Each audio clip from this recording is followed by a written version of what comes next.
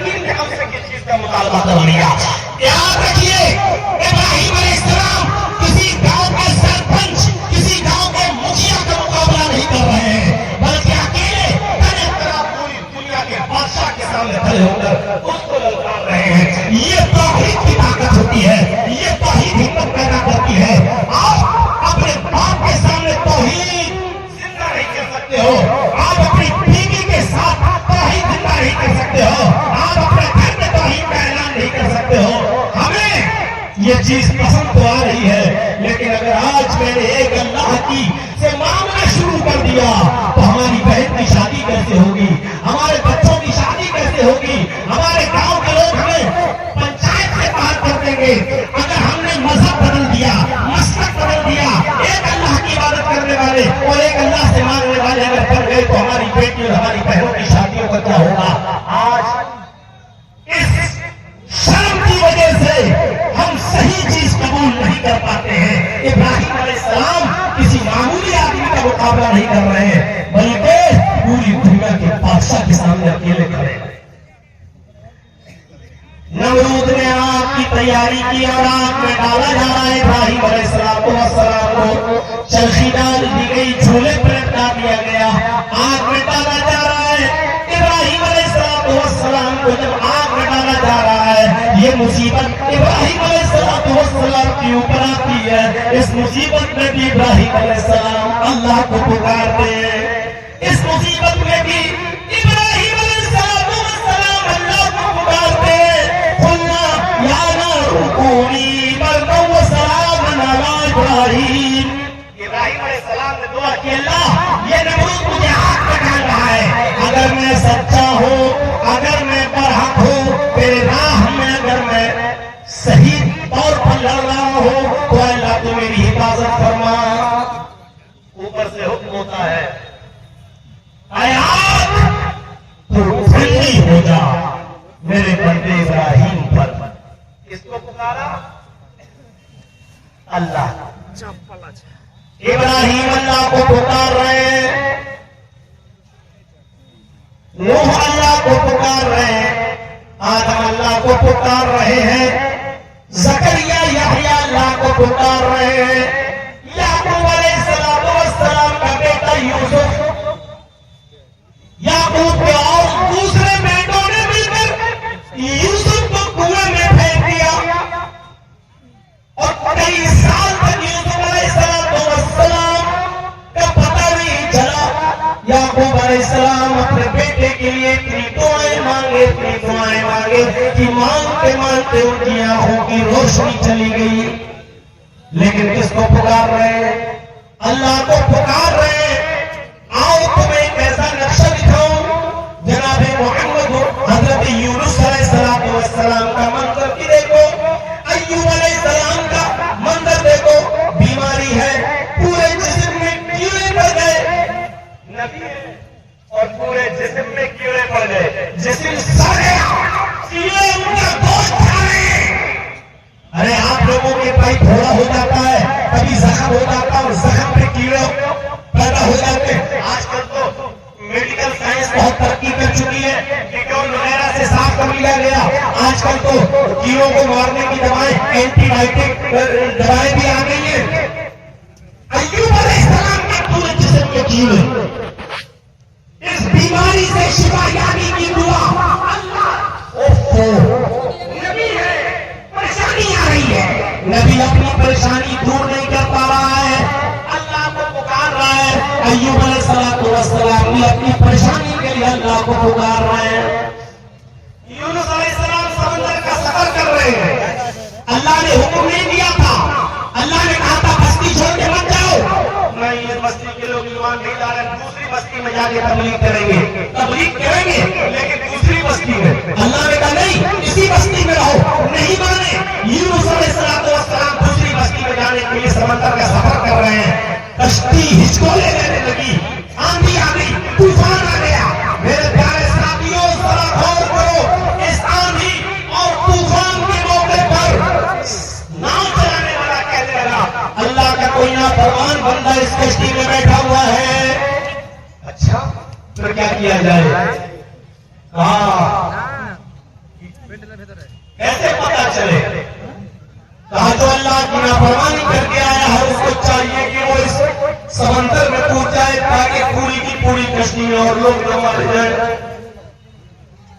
کون بتائے کہ میں نافرمانی کر کے آ رہا ہوں؟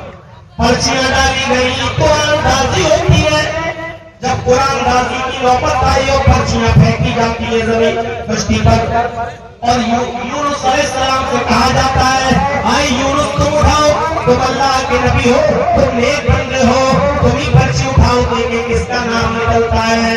قرآن بازی ہوتی ہے، حضرت یونس علیہ السلام پرچی اٹھاتے، 50 لوگوں میں جب پرچیاں ڈالی جاتی ہیں اور یونس علیہ السلام پرچی اٹھاتے ہیں تو یونس علیہ السلام کو کیا معلوم ہے کس پرچی میں میرا ہی نام نکلے گا؟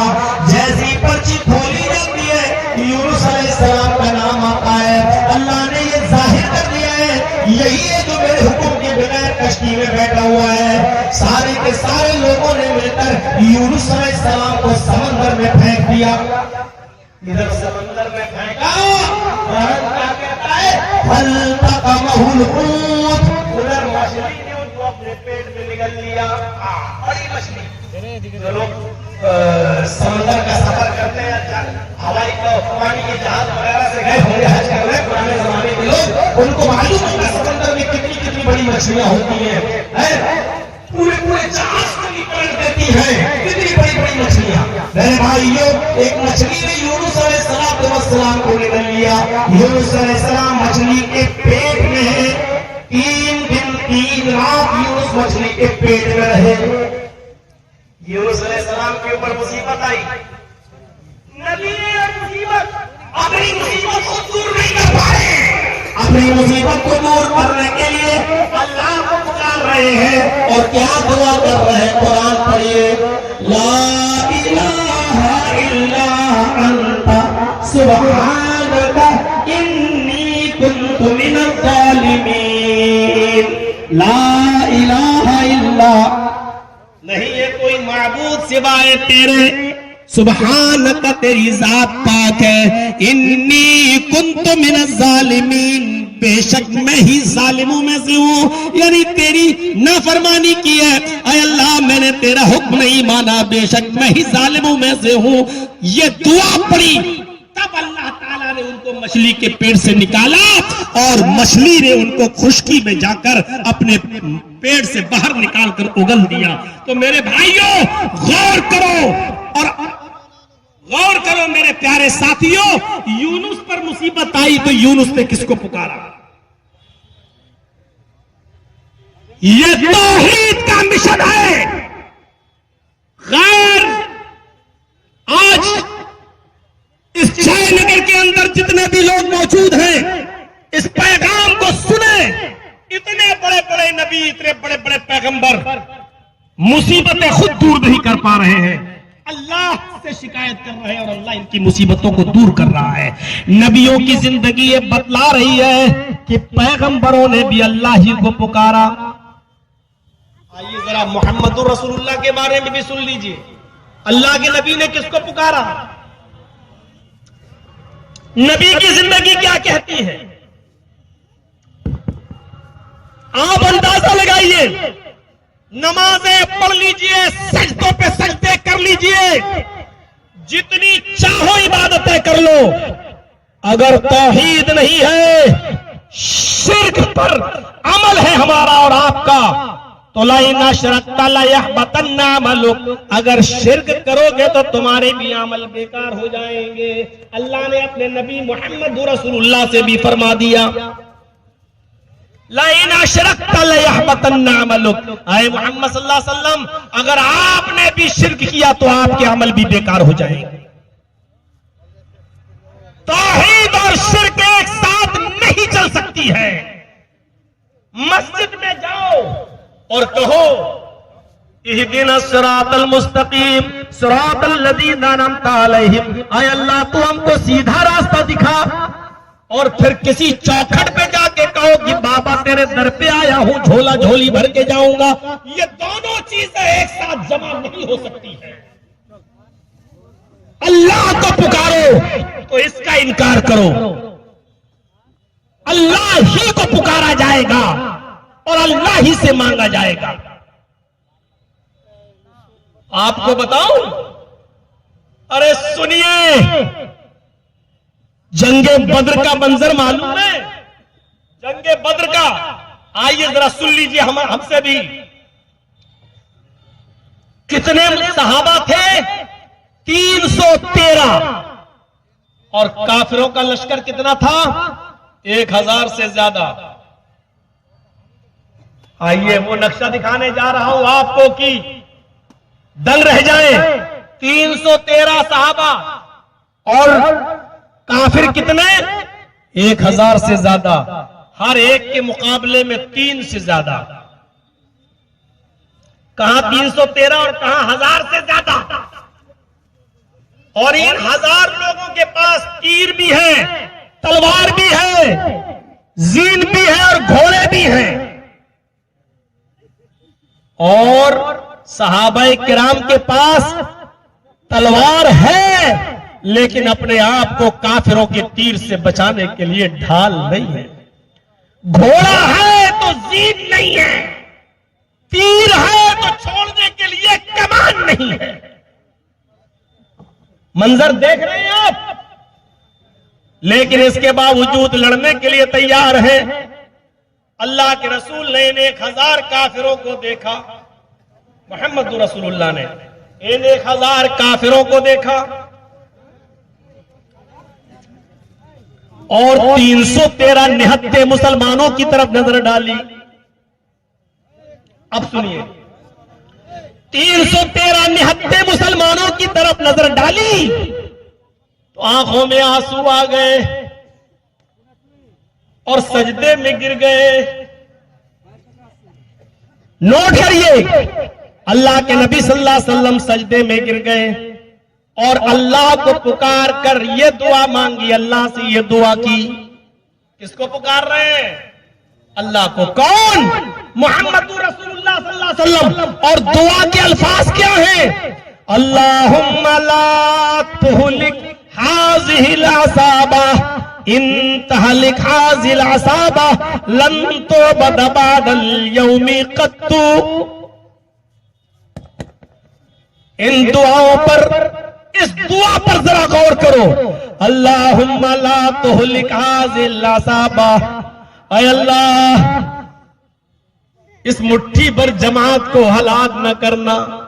اے اللہ یہ 313 مسلمان صحابہ، ان کو تو برباد مت کر دینا، ان کو تو ہلاک مت کر دینا. یہ نیتیں ان کے پاس لڑنے کے لیے ہتھیار نہیں ہے. تیر ہے تو چھوڑنے کے لیے کمان نہیں، تلوار ہے تو بچانے کے لیے ڈھال نہیں، گھوڑا ہے تو زین نہیں. اے اللہ یہ ہتھیار سے لیس نہیں ہے، نہتے صحابہ ہیں.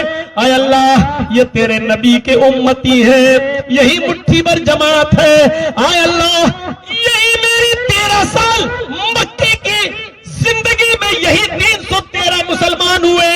اے اللہ اگر آج یہ مٹھی بھر جماعت ہلاک ہو گئی، ان تہلک ہذہ العصابہ لن تعبد بعد اليوم قط. اے اللہ اگر آج یہ مٹ گئے، اگر آج یہ ختم ہو گئے، اگر آج یہ دنیا سے ختم ہو گئے تو لن تعبد بعد اليوم قط، تو آج کے بعد کبھی کوئی تیرا نام لینے والا نہ ہوگا، اللہ اللہ کہنے والا نہ ہوگا، اللہ تیری عبادت کرنے والا کوئی نہیں ہوگا.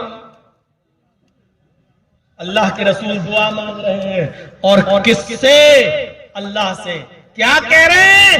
اگر آج یہ مٹھی بھر جماعت، یہ 313 اگر ہلاک ہو گئے تو اس روئے زمین پر کبھی تیرا نام لینے والا کوئی نہیں ہوگا. پیچھے سے ابو بکر صدیق نے ہاتھ سے اشارہ کیا، سجدے میں ہے اللہ کے نبی، ایسے اشارہ کیا پیٹھ پر. اللہ کے نبی نے سجدے سے سر اٹھایا.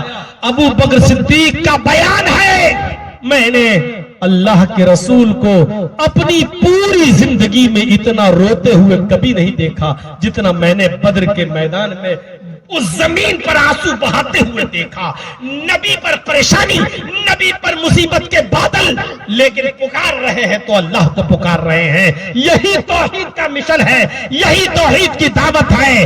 آئے وہ لوگوں جو نمازوں میں ایاک نعبد و ایاک نستعین کہتے ہو اور پھر آستانوں پہ جا کے کہتے ہو کہ بابا بیٹا دے دو، بیٹی دے دو. اپنے ایمان کا جائزہ لو، اپنی توحید کا جائزہ لو. اللہ تعالیٰ اپنے نبی سے بھی کہہ رہا ہے اے محمد صلی اللہ علیہ وسلم، اگر آپ بھی شرک پر مریں گے اور آپ بھی شرک کریں گے تو آپ کے بھی عمل بیکار ہو جائیں گے. لا يحبطن عملک، تو آپ کے عمل بھی ختم ہو جائیں گے، نیست و نابود ہو جائیں گے، آپ کے عمل بھی برباد. توحید اور شرک ایک ساتھ نہیں. کتنے بھی حج کر لو، کتنی بھی زکات دے دو، کتنی بھی نیکیاں کر لو، کتنے بھی نفلی روزے رکھ لو، کتنی بھی نمازیں پڑھ لو، اگر شرک ہے ہماری زندگی میں ہمارے عمل بیکار. اس لیے کوشش کیجئے اپنی زندگی کو شرک سے بچانے کی. کوشش کیجئے اپنی زندگی کو شرک سے بچانے کی. شرک چیونٹی کی چال سے بھی زیادہ باریک ہوتا ہے. کوشش کریے یہ کہنے کی کہ بیمار تھا، ارے ڈاکٹر نے دوا دی تب جا کر مجھے آرام ملا. کوشش کریے یہ جملہ آپ کی زبان سے نہ نکلے، بلکہ یہ جملہ نکلے بہت بیمار تھا، اللہ نے میرے دل میں ڈالا، اس ڈاکٹر سے دوا لے کے آیا، اللہ نے اس ڈاکٹر کی دوا کے ذریعے مجھے شفا عطا فرمائی ہے. یہ جملے نکلے ہمارے. ارے گھر میں کتا نہ ہوتا تو چوری ہو جاتی. یہ جملہ نہ نکلے، یہ جملہ نکلے کہ اللہ نے اس کتے کے ذریعے میرے گھر کی چوری بچوا دی. شرک چیونٹی کی چال سے زیادہ باریک ہے. فلاں ڈاکٹر نے میری زندگی بچا لی. ایسے شرک سے اپنے آپ کو بچائیے میرے بھائی. اللہ کے نبی جناب محمد رسول اللہ صلی اللہ علیہ وسلم مکے سے مدینے کی طرف جا رہے ہیں.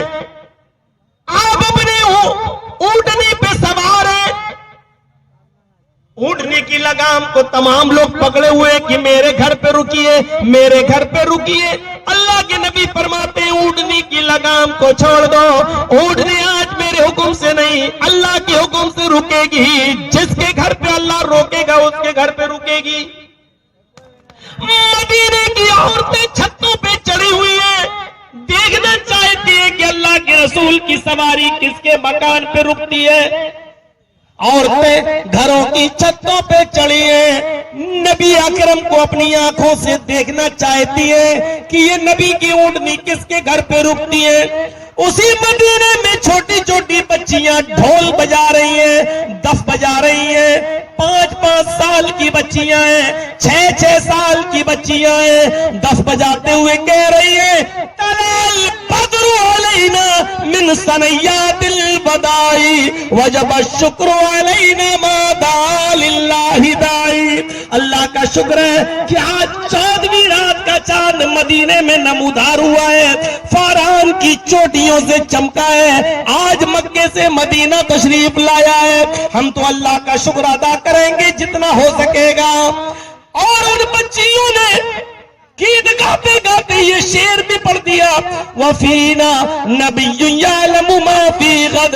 آج تو مدینے میں ایک ایسا نبی آ گیا ہے جو کل کی بات بھی جانتا ہے، کل کیا ہونے والا ہے وہ بھی جانتا ہے. اللہ کے رسول نے جب یہ سنا کہ ان بچیوں نے یہ کہا کہ ایک ایسا نبی ہے جو کل کی بات بھی جانتا ہے، اونٹنی سے اتر گئے، ان بچیوں کے پاس آئے، فرمایا دعی حاضر کلمات، اے بچیوں یہ جملے مت پڑھو جو پہلے پڑھ رہی تھی وہی پڑھو. اللہ کی قسم میں کل کی بات نہیں جانتا، مجھے نہیں معلوم کہ کل میرے اور تمہارے ساتھ کیا کیا جائے گا. کل کا علم تو صرف اللہ کو ہے. شرک برداشت نہیں کیا، شرک برداشت نہیں کیا. آج میری اولاد اب اپنے پیروں پہ کھڑی ہو گئی، اب یہ ہمارے لیے سہارا بن گیا ہے، اب یہ ہمیں کھلائے گا پلائے گا. نہیں، کوشش کرو کہ ہمارے منہ سے جملے نکلیں کہ اللہ نے ہماری اولاد کو ان کے پیروں پہ کھڑا کر دیا اور مجھے ان اولاد کے ذریعے اللہ رب العالمین میری پرورش فرمائے گا. یہ اولاد انشاءاللہ میرا سہارا بنے گی اللہ کی توفیق سے. یہ جملے ہمارے منہ سے نکلنا چاہیے. میرے بھائیوں چیونٹی کی چال سے زیادہ باریک ہوتا ہے یہ شرک. کوشش کریے شرکیہ جملے ہماری زبان سے نہ نکلیں. آپ نے خولہ بنت ثعلبہ کا نام سنا ہوگا. ایک بہت ہی بزرگ صحابیہ گزری ہیں. ذرا سنیے گا نقشہ منظر دیکھیے گا. ان کے شوہر تھے خولہ بنت ثعلبہ کے اوس ابن صامت.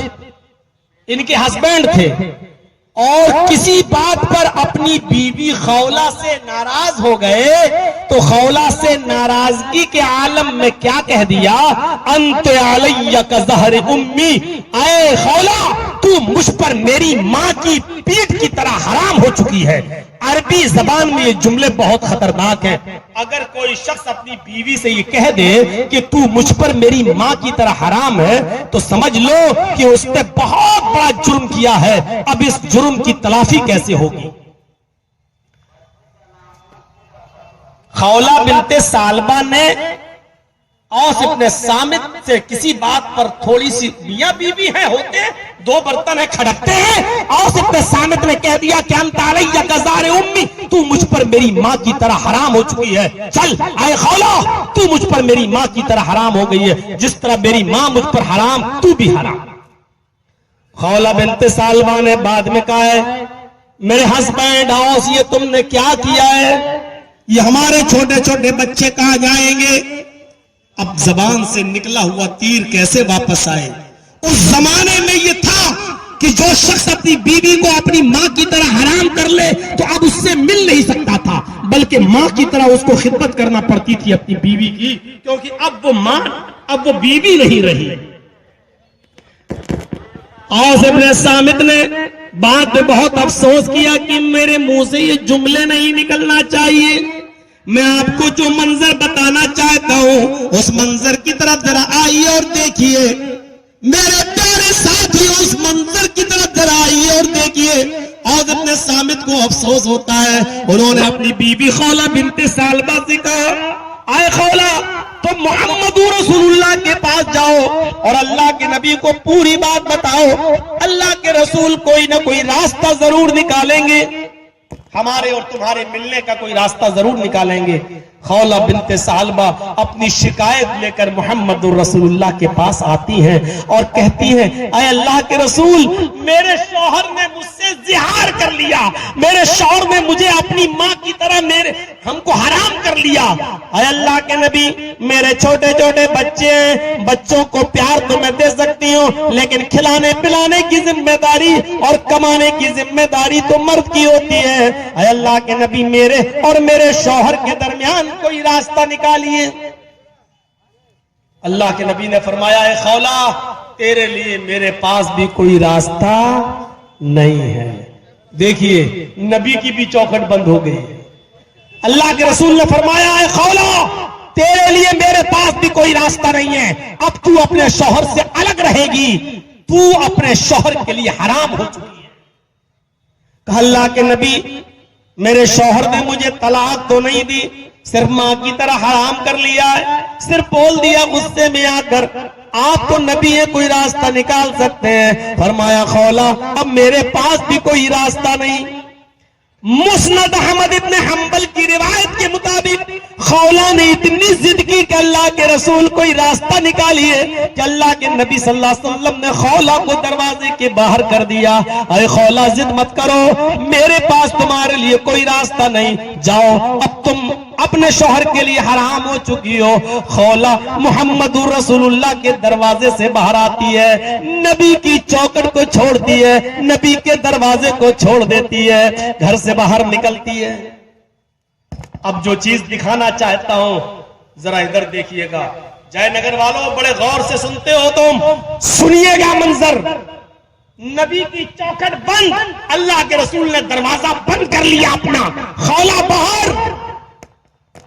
خولہ نے محمد رسول اللہ کے دروازے کی چوکٹ کو دیکھا،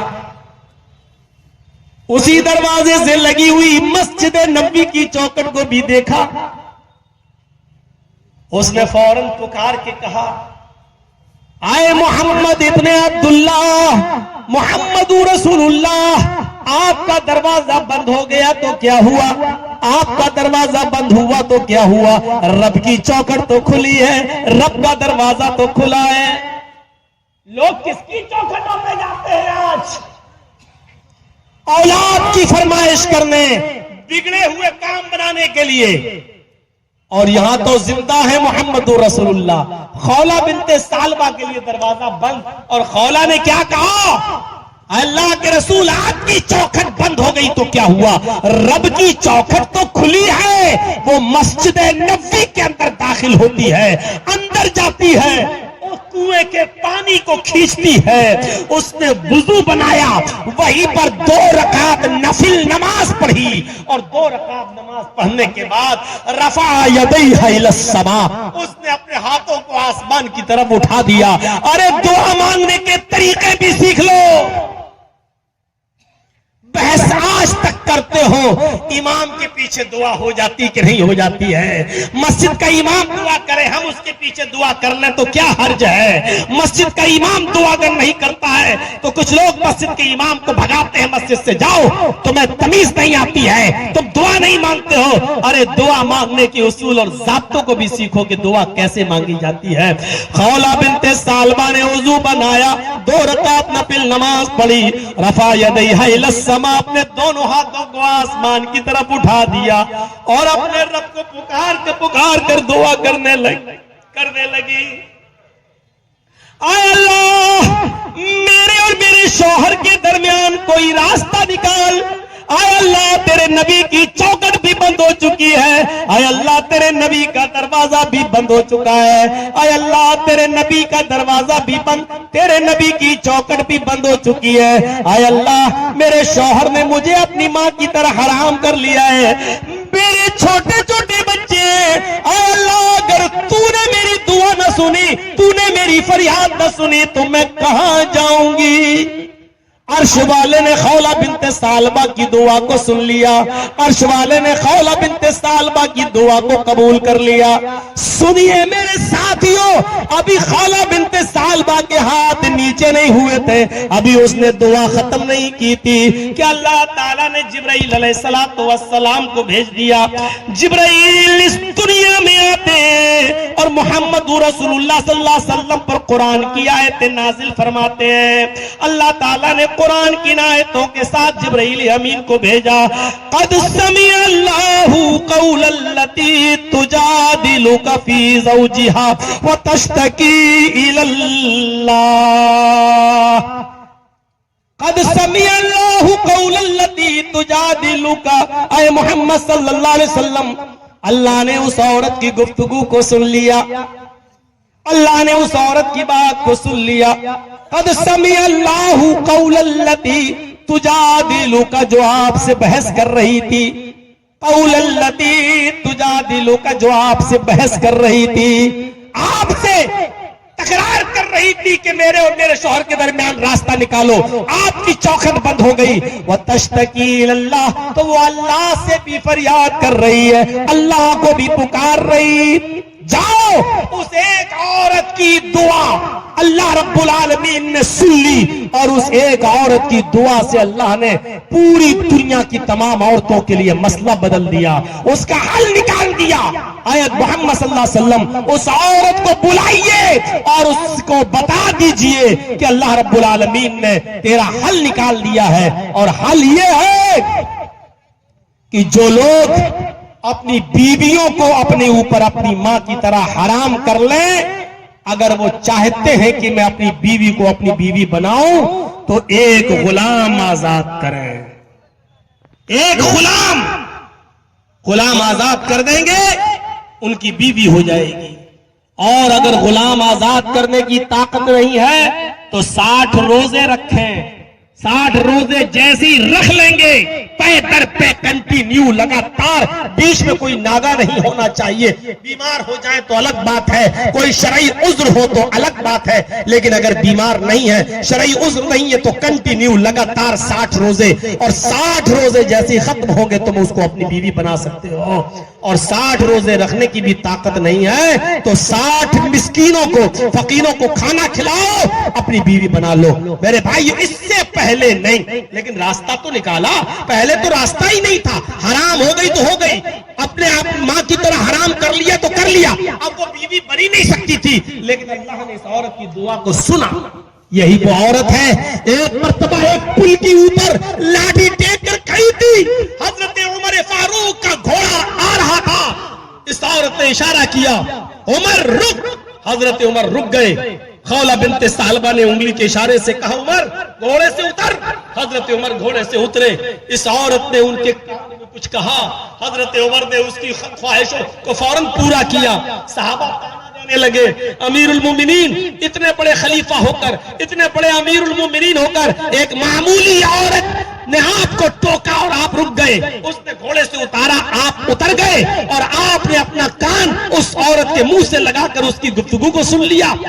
ارے اس کو دربار خلافت میں بھی بلا سکتے تھے، اس کو اپنے پاس بھی بلا، آؤ یہ بھی کہہ سکتے تھے چلو آؤ تمہیں کوئی کام ہے تو میرے دربار میں آنا.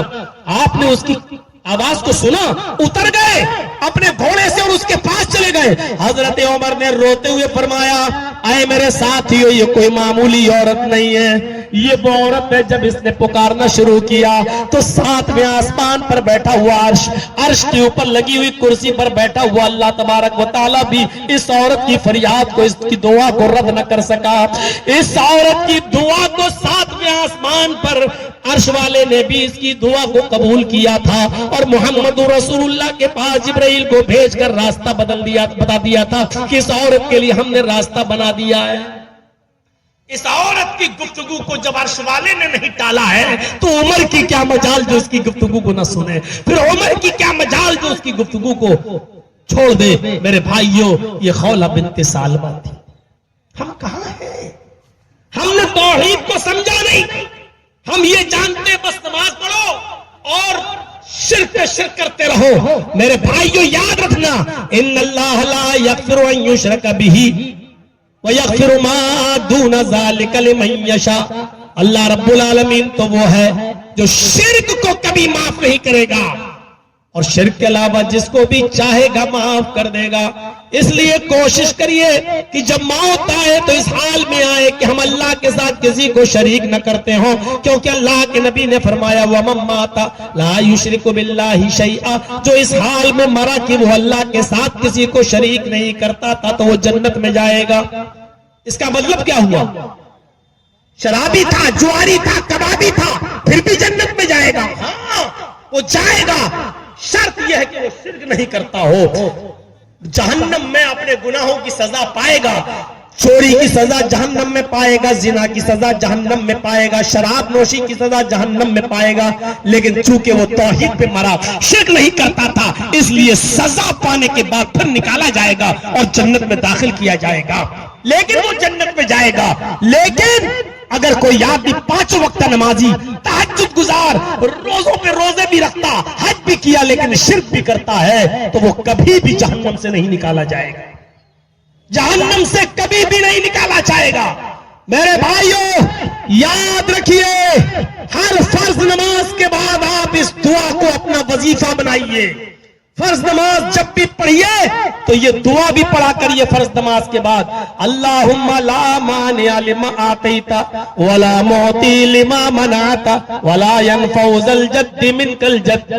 جانتے ہو کتنی بڑی توحید ہے؟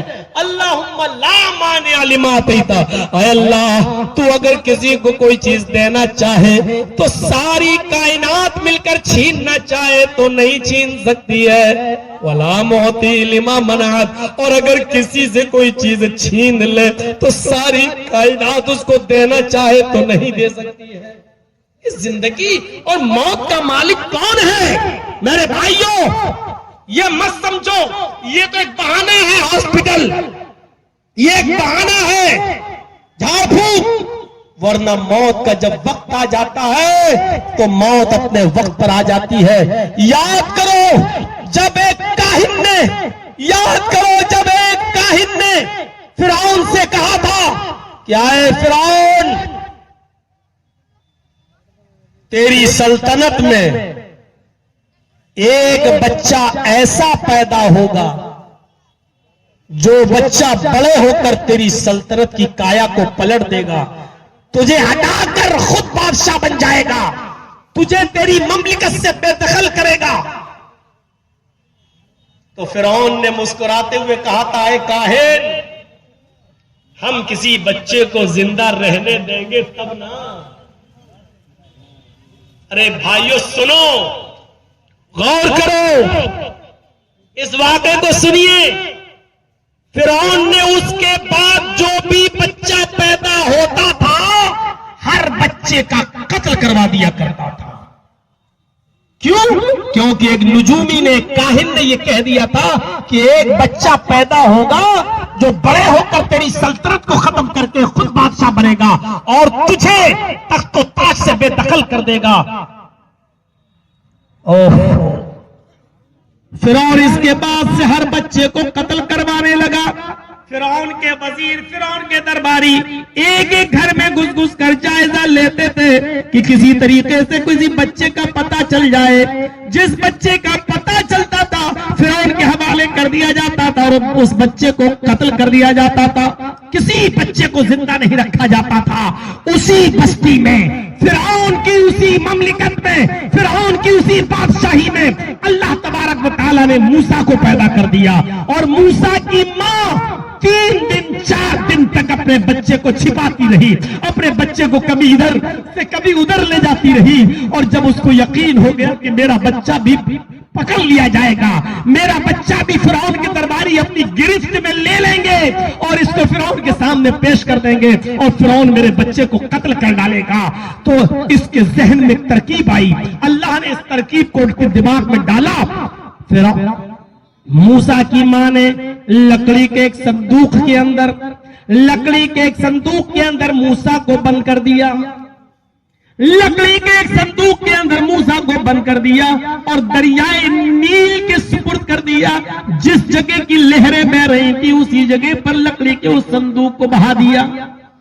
وہ دیکھتی رہی اور سمندر کی لہریں اس لکڑی کے صندوق کو بہا کے لے جا رہی ہیں. موسیٰ کی ماں کے پاس کوئی اور راستہ نہیں تھا. میرے پاس یہ بچہ رہے گا تو دیکھ لیا جائے گا اور پکڑا جائے گا. ایسے سمندر میں بہتے بہتے اگر کسی کے گھر کے سامنے سے گزرے گا اور شاید کوئی اس بچے کو اٹھا لے اور اپنے گھر میں پال پوس کر بڑا کر دے. موسیٰ کی ماں نے صندوق میں موسیٰ کو بند کر کے لکڑی کے اور سمندر کے حوالے کر دیا. اور دیکھیے اللہ کی قدرت، وہ دریائے نیل میں بہتا بہتا، چونکہ فرعون کا محل بھی وہی تھا جو دریائے نیل سے لگا ہوا تھا. فرعون کی بیوی آسیہ کی نظر جب اس لکڑی کے صندوق پر پڑتی ہے جو اپنے محل سے جھانک رہی تھی، اس نے اپنے درباریوں کو بھیجا، کہا اس صندوق کو اٹھا کے لاؤ، پتہ نہیں کون سا خزانہ اس کے اندر ہے. اس کے درباری گئے، لکڑی کے اس صندوق کو اٹھا کے لائے. جب کھول کے دیکھا آسیہ نے، فرعون کی بیوی نے، تو دنگ رہ جاتی ہے. نہایت خوبصورت اور حسین و جمیل بچے کو دیکھتی ہے. فرعون کو پتا چلا. فرعون نے کہا میری بیوی اس بچے کو میرے حوالے کرو، میں اس کو قتل کروں گا. فرعون کی بیوی نے کہا نہیں، یہ بچہ تو ہمارے پاس رہے گا، ہماری اولاد نہیں، ہم اس کو اپنا بیٹا بنا لیں گے اور ہمارے یہاں رہے گا تو کیا آپ کے خلاف بغاوت کرے گا، ہم اس کی اچھی تربیت کریں گے. فرعون نے کہا نہیں، ہم اس کو قتل کریں گے. لیکن اپنی بیوی کی ضد کے آگے مان جاتا ہے، کہتا ہے کہ ٹھیک ہے، جب ہماری نگرانی میں رہے گا تو ہمارے خلاف کیا بغاوت کرے گا، ٹھیک ہے تم اس کو پالو. اس کو کیا معلوم تھا کہ یہی فرعون کے گھر میں پلنے والا یہی بچہ بڑے ہو کر ہماری سلطنت کو پلٹ دے گا. وہی فرعون جو ایک بچے کو زندہ نہیں رکھتا تھا، لیکن اللہ نے جس کو بچانا چاہا وہ فرعون کے گھر میں اللہ نے اس کو بچایا. وہ فرعون جو پورے ملک مصر کے پیدا ہونے کے بعد ہر بچے کو قتل کر دیتا تھا، لیکن اپنی تخت و سلطنت کے ہٹانے والے موسیٰ کو اپنے گھر میں پرورش کرتا ہے، پلواتا، اللہ رب العالمین اس کے گھر میں پلواتا ہے. یہ ہے قدرت کا نظام. میرے بھائیوں، کون بدل سکتا ہے قدرت کے اس نظام کو؟ کون چینجنگ کر سکتا ہے قدرت کے اس نظام کی؟ میرے بھائیوں، جب اللہ نے بچانا چاہا موسیٰ کو تو دیکھ لیجئے وہ فرعون جو ہر بچے کو قتل کر دیتا تھا لیکن موسیٰ کو نہیں مار پایا. کیوں؟ کیونکہ اللہ کو بچانا تھا. اور جس کو مارنا چاہے تو کوئی نہیں بچا سکتا. سن 1957 کا ایک واقعہ مجھے یاد آتا ہے. اس وقت ایک ٹرین چلتی تھی جو کوئلے والی ہوا کرتی تھی، اور گورکھپور سے وہ ٹرین گونڈا کے لیے آتی تھی. جو لوگ چھوٹی لائن سے واقف ہے وہ جانتے ہوں گے. گورکھپور سے چلتے ہوئے نوگڑھ، پھر بڑھنی کے بعد ایک اسٹیشن آئی کوا پور سے یہ لوکل ٹرین چلی، اور بلرام پور آنے سے پہلے ایک راپتی ندی پڑتی ہے. راپتی ندی کو کراس کرنے کے بعد جیسی کراس کیا، بلرام پور اسٹیشن کے آنے سے پہلے ٹرین کا ڈرائیور کیا دیکھتا ہے کہ ایک نوجوان لڑکی پٹری پر دوڑتی ہوئی چلی آ رہی ہے، خودکشی کرنا چاہتی ہے، مرنے کے ارادے سے آ رہی ہے. ٹرین کے ڈرائیور جس کا نام محمد قاسم تھا، یہ سن 1957 کی بات ہے، 1957 کی، اس نے بریک لگائے، پوری طاقت کے ساتھ اس نے بریک لگائے. بریک لگانے کے بعد دیکھتا ہے کہ ٹرین رک گئی. وہ جلدی سے ٹرین سے اترتا ہے. اترنے کے بعد دیکھتا ہے کہ لڑکی پٹری پر پڑی ہوئی ہے، لیٹی ہوئی ہے، اور ٹرین اور لڑکی کے درمیان 2 بالشت کا فاصلہ ہے. 2 بالشت کا فاصلہ ہے. اس نے ٹھنڈی سانس لی کہ ٹرین کا پہیا اس لڑکی کے اوپر نہیں چلا. لڑکی بچ گئی. اس نے کہا میری محنت کامیاب ہو گئی. اس نے بریک لگائے لڑکی کو بچانے کے لیے، اور جب اتر کے دیکھتا کہ 2 بالشت کا فاصلہ ہے، اس نے لڑکی کو اٹھانا چاہا، اٹھو، لیکن لڑکی بے حس پڑی ہوئی ہے. اس نے ٹٹولا، لڑکی بے حس پڑی ہوئی ہے. اس نے ہاتھ رکھ کے دیکھا، دھڑکنیں بند، اس کی روح نکل چکی ہے. وہ ٹرین کے آنے سے پہلے ہی ہارٹ اٹیک سے مر چکی ہے، حرکتیں قلب اس کی بند ہو چکی ہے، وہ مر چکی ہے. محمد قاسم نے بیان دیا روتے ہوئے، کیا کہتا ہے کہ میری زندگی کو 20 سال ہو گئے ٹرین چلاتے ہوئے. 20 سال کی پوری زندگی میں میرے سامنے یہ پہلا حادثہ ہوا. میں نے پوری زندگی میں ٹرین چلانے کی لائف میں نے سب سے زوردار بریک آج لگائے، اور میں نے پوری کوشش کی کہ ٹرین کو روک کر اس لڑکی کو بچا لوں، لیکن میں نے ٹرین روک دی. روکنے میں بھی کامیاب ہو گیا. لڑکی کے اوپر ٹرین کا پہیا بھی نہیں چڑھا، میں اس میں بھی کامیاب ہو گیا. لیکن اب اوپر والے ہی نے اس لڑکی کی زندگی میں موت لکھ دی تھی، تو میں کیا کر سکتا ہوں؟ یعنی میری کوشش کے باوجود بھی لڑکی نہیں بچ سکی ہے. اگر مارنے ہی پہ اللہ رب العالمین آ جائے تو پھر دنیا کی کوئی طاقت بچا نہیں سکتی. دونوں مثالیں دے دی. فرعون مار رہا تھا ہر بچے کو، لیکن اللہ کو بچانا تھا تو موسیٰ کو اسی کے گھر میں بچا کے پال پوس کر کے دکھا دیا. اور اس آدمی نے بچانا چاہا لڑکی کو، کامیاب بھی ہو گیا ٹرین روکنے میں، لیکن حرکت قلب سے یہ لڑکی مر چکی. تو زندگی دینے والا اللہ ہے، موت کے گھاٹ اتارنے والا اللہ ہے. ہم اور آپ نہیں ہیں. عزت اور ذلت دینے والا اللہ ہے. غور کیجئے میرے بھائیوں، یوسف علیہ السلام کو ان کے بھائیوں نے، سوتیلے بھائی تھے، کنویں میں پھینک دیا. قافلہ آیا، نکالا، لے گیا، مصر کے بازار میں بیچے گئے. بادشاہ مصر کے گھر پہنچے، پلتے گئے، جوان ہوئے. بادشاہ کی بیوی، عزیز مصر کی بیوی نے نیت بھی خراب کی. آخرکار جھوٹے الزام میں جیل میں بھی گئے، کئی سال جیل میں رہے.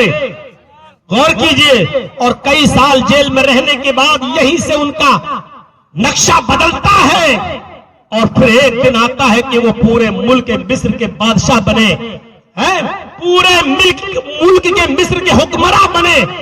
5 سال نہیں، 10 سال نہیں، ہمارے مودی جی کی طرح 15 سال نہیں. इंदिरा गांधी की तरह 20 साल नहीं, पूरे 80 साल तक मुल्क मिस्र के बादशाह रहे, मुल्क मिस्र की हुक्मरानी करते रहे। गौर कीजिए मेरे भाइयों, कहां से निकाले गए, कहां से? कुएं से। कितने में बेचे गए आपको मालूम है? कुरान पढ़िए, वो शरौहु बिस्समनिन बख्सिन दराहिम मादूदा, गिनती के चंद सिक्कों में, चंद टकों में उनको मुल्क मिस्र के बाजार में पेश किया गया। बादशाह मिस्र के घर पहुंचे, बादशाह मिस्र के घर में पलते रहे, बढ़ते गए, जवान हुए। मिस्र के बादशाह की बीवी की नीयत खराब हुई, उसकी बात नहीं मानी तो झूठे इल्जाम में कैद खाने गए। 7 साल से भी ज्यादा का जमाना कैद खाने में, यानी जिल्लत भरी जिंदगी जेल की होती है, वहां का जमाना गुजारा। फिर ख्वाब की ताबीर बताई और फिर मुल्क मिस्र के बादशाह बने। और फिर अल्लाह ने 80 साल तक उनको मुल्क मिस्र का बादशाह बनाया, इज्जत से नवाजा। और उनके भाई जो ये समझ रहे थे कि यूसुफ को कुएं में फेंक कर मैं अपने बाप की नजर में महबूब बन जाऊंगा, और एक दिन इन भाइयों को भीख मांगने का कटोरा लेकर यूसुफ अलैहिस्सलाम के पास भीख मांगने के लिए जाना पड़ा।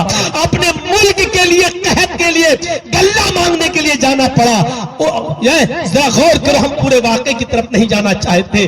बताना ये चाहता हूं कि इज्जत देने वाला अल्लाह जलील जिसको जिल्लत दे, देख लीजिए। और जीती जागती मिसाल अगर लेना है तो मेरी ले लो। मेरे दुश्मन ने क्या नहीं किया मेरे साथ। 4 महीने पहले जेल पहुंचाया, फिर 4 महीने के लिए दोबारा जेल, 10 साल की सजा भी मुझे लोअर कोर्ट से इस बंदे को हुई। लेकिन बताइए, जब हाई कोर्ट ने ऑर्डर दिया कि ये शख्स तो एक दिन के लिए भी जेल में रहने के लायक नहीं, पूरी फाइल पढ़ने के बाद लगता है कि पॉलिटिकल निशाना बनाया गया है, राजनीतिक षड्यंत्र हुआ है इसके साथ, और पॉलिटिकल दबाव में आकर यह फैसला सुनाया गया इमीडिएटली किया जाए, इस आदमी को फौरन छोड़ा जाए। इस ऑर्डर के बाद मुझे बाइज्जत मैं निकला। आज वो हमारा दुश्मन जो हमको जलील करके पूरे मुल्क हिंदुस्तान से मेरे प्रोग्राम बंद कराना चाहता था, आज उसकी हालत यह है कि घर बिक गया, मकान बिक गया, खुद उसका घर बैंक में लोन लेकर सूद और ब्याज जमा करता और किस्त भरता है। मेरे भाइयों, आज वो दर दर की ठोकरें खाता फिर रहा है, कहीं आजादी के साथ चल नहीं सकता है। ये जीती जागती मिसाल, इज्जत और जिल्लत का मालिक अल्लाह का कोई बंदा नहीं है। इसलिए याद रखिए, इज्जत अल्लाह के हाथ में है और जिल्लत देना भी अल्लाह के हाथ में है। व तो इज्जु मन तशा व तो जिल्लु मन तशा, अल्लाह ही इज्जत देता है, अल्लाह ही जलील करता है। याद रखिए, बेटा बेटी भी कोई नहीं दे सकता है। यहाँ बोले वो अल्लाह ही है जिसको चाहे बेटियां दे, जिसको चाहे बेटे दे, और युज़व्विजुहुम ज़ुकरान व इनासा, और जिसको चाहे बेटा बेटियां दोनों दे, वो यजअलु मन यशाअ अक़ीमा, और जिसको चाहे बांझ कर दे, जिसको चाहे बांझ। ये किसने कहा? अल्लाह ने। किसी नबी के हाथ में नहीं है कि किसी को बेटा दे दे। तुम कहते हो ना, अल्लाह मुझे बेटा दे दे, अल्लाह मुझे बेटी दे दे। अरे ये नबियों को भी इख्तियार नहीं है। देख लीजिए, हजरत शुएब अलैहिस्सलाम को अल्लाह ने बेटियां ही बेटियां दी, कोई बेटा नहीं था उनके पास। किसके पास? शुएब अलैहिस्सलाम के पास बेटियां ही बेटियां थी, कोई बेटा नहीं था उनके पास। और हजरत याकूब अलैहिस्सलाम के पास बेटे ही बेटे थे, कोई बेटी नहीं थी उनके पास। देख रहे हैं आप? नजर डालिए, पढ़िए सीरत। जिसको अल्लाह कह रहा है कि हम जिसको चाहे बेटियां दे, जिसको चाहे बेटे दे, जिसको चाहे दोनों दे, और जिसको चाहे कुछ न दे। शुएब अलैहिस्सलाम को बेटियां ही बेटियां दी, एक भी बेटा नहीं था। और याकूब अलैहिस्सलाम को बेटे ही बेटे दिए, कोई बेटी नहीं दी। और मोहम्मद रसूलुल्लाह को अल्लाह ने बेटा भी दिया और बेटी भी दी। बेटे थे कासिम, अब्दुल्ला, इब्राहिम, और बेटियां थी ज़ैनब, रुकैया, उम्मे कुलसूम और फातिमा। अल्लाह ने बेटे भी दिए और बेटियां भी दी हैं। वह यजअलु मन यशाअ अक़ीमा, और जिसको चाहे बांझ कर दे। ईसा अलैहिस्सलाम को देख लो, कुछ नहीं दिया। ईसा अलैहिस्सलाम का ना बेटा था ना बेटी, उनकी तो शादी नहीं हुई, बगैर शादी के आसमान पे जिंदा उठा लिए गए। कुरान की इस आयत में हमने 4 मिसालें दे दी हैं। शुएब अलैहिस्सलाम को बेटियां ही बेटियां, याकूब अलैहिस्सलाम को बेटे ही बेटे, محمد رسول اللہ کو بیٹا بیٹیاں دونوں اور عیسیٰ علیہ السلام کو کچھ نہیں، تو بیٹا اور بیٹیاں دینے والا اللہ ہے، اور جس کو نہیں چاہے دنیا کی کوئی طاقت نہیں دے سکتی ہے۔ تو میرے پیارے ساتھیوں، یہ رہی میری 2.25 گھنٹے کی تقریر، جو میں نے آپ کے سامنے اپنا کلیجہ چیر کر آپ کے سامنے رکھ دیا ہے اور بتا دیا ہے۔ اور پھر آج آپ سے گزارش کرتے ہوئے، یہاں بیٹھے ہوئے ہیں، میرے بعد بھی کوئی خطیب ہے جو بولے گا، اس مسجد کے لیے تعاون میرا حق ہے مانگنے کا، کیونکہ مسجد کا معاملہ ہے۔ اب ہم نے یہ چھوڑ دیا ہے کہ